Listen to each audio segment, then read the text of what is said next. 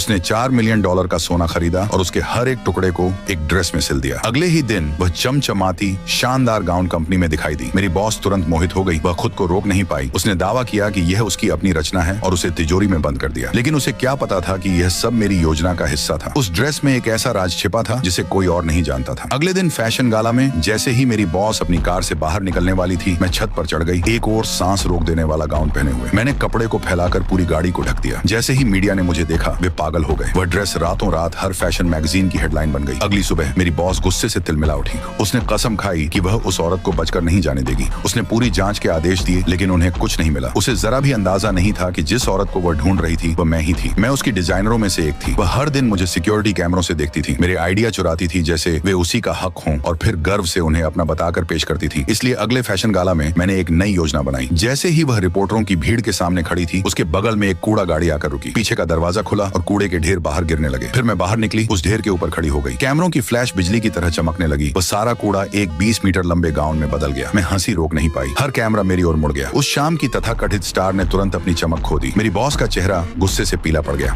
अगले ही दिन कंपनी की बिक्री 80% गिर गई। गुस्से में उसने मुझे जेल भेजने की कोशिश की, लेकिन वकील ने उसे बताया कि मैंने कुछ भी गैरकानूनी नहीं किया है। अदालत मेरा कुछ नहीं बिगाड़ सकती थी। फिर भी वह अपनी आखिरी उम्मीद से चिपकी रही। दशक पुराना फैशन गाला, उसकी प्रतिष्ठा वापस पाने का अंतिम मौका। जो सुनहरा गाउन मैंने बनाया था, वही उसकी वापसी का एकमात्र सहारा था। लेकिन इवेंट की रात तिजोरी खुली ही नहीं।